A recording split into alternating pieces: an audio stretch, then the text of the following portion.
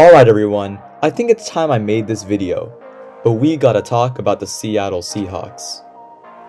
At the time of recording this video, the Seahawks lost to the Rams 17-16 just yesterday, and this was genuinely one of the worst games I've seen from the team this year, outside of Week 1, which is also a loss to the Rams, and Week 9 versus the Baltimore Ravens. Due to everything that happened in this game, from the refs, to Geno getting injured, to Kenneth Walker getting injured, to Myers missing that game-winning field goal at the end, it was just overall ugly, and we gotta talk about it. Now before we dive into the video, quick side note here, but you want to know what makes this loss even worse for me?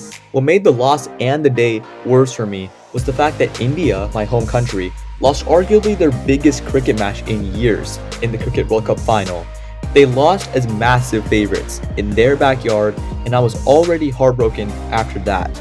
But this Seahawks loss just broke me again, considering what I had experienced earlier that day. Alright, now back to the video. I just want to take some time to talk about what went wrong for us in that game and what we need to do to improve as we approach the gauntlet of our schedule when we play the Niners, Cowboys, the Niners again, and the Eagles over the next 4 weeks. And I hope we can win 1 to 2 of these games in this stretch, but I don't know if that'll even be possible with how we've been playing these past few weeks. As most of you may know, one huge setback, which might have even been the deciding factor in this game, was the penalties. The Seahawks were penalized 12 times. 12! I can't even count 12 on my fingers. And with this game, we've officially taken the #1 spot as the most penalized team in the NFL this year. If you're a fan, you probably hate the refs more than ever right now, and I can see why, because I hate them too, especially when they make stupid calls. Now, I'm not going to mention all the specific times in which they've made dumb calls or just controversial calls in general, because this video is going to be 10 hours if I go on about that, but the penalties were undoubtedly one of the biggest factors that caused the loss. Another massive factor that contributed to the loss was, of course, injuries. I know injuries happen for every team every week, but for us, these injuries cost us the game with how significant they were. Geno Smith and Kenneth Walker both exited the game, and while Geno returned to the game at the end, K9 did not, and that was a massive loss for us. We ended up with just 68 rushing yards as a team in that game, and the only other time we've been worse than that mark as a team, I mean, the fact that we've had a game where we've done worse is embarrassing in the first place, was versus the Ravens in Week 9. But here's the thing about the Ravens. As we're all aware, the Ravens have a great defense. I mean, they're top 5 in defensive yards, and they by far have the most sacks out of any NFL defense so far, with 44 this year.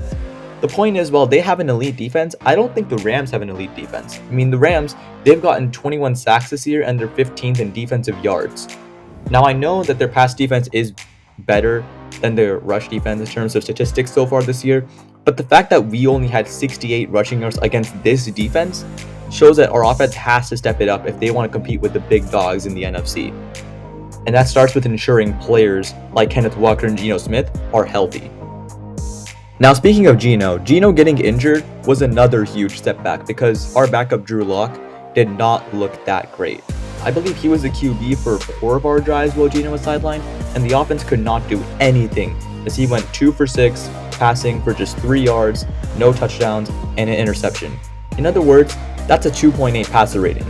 I want you to name one other guy in NFL history who's thrown for a 2.8 passer rating. I'll wait. Anyway, whoever was saying that Geno should be benched, Drew Lock is the answer. Drew Lock should be the starter. Now do you see why Geno Smith is our starter? Because Drew Lock clearly played worse than Geno that day, and the stats will prove it to you. Geno getting injured allowed the Rams to come back down from 16-7, and it caused our offense to not be as good as it was with Geno. And Geno, he did a great job leading the Seahawks down the field to give us a chance in the final seconds of the game, but Jason Myers was just unable to finish the job for us, unfortunately. And I don't want to place too much of the blame on him because there were just so many other factors mixed in with that led to this very sad loss. Finally, I also want to take some time to talk about the overall offensive and defensive sides in that game.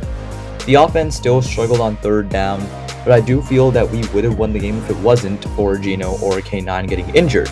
because if we had one of them healthy for the whole game, I do think we could have won the game. So for the offense, the two biggest problems for me were third down efficiency and, of course, the two big injuries to Geno Smith and Kenneth Walker. Going to the defense, they played pretty well for the entire game. Like, we did not have Jamal Adams healthy when we played the Rams both times this season, and I do think Jamal is a difference maker when he's on the field. For example, I think we all know what he did in Week 8 versus the Browns to help the Seahawks win that game. So when he's on the field, he definitely makes his presence announced.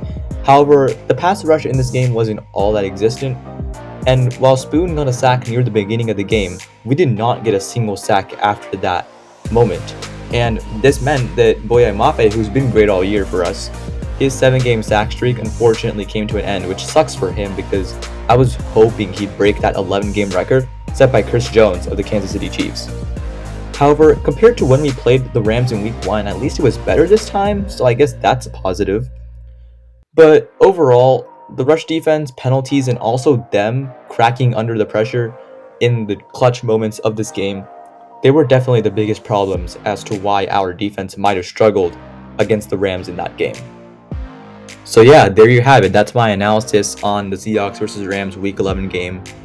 And we do put the Niners on Thanksgiving. It'll be a miracle if we somehow win, considering how good they've looked after their bye.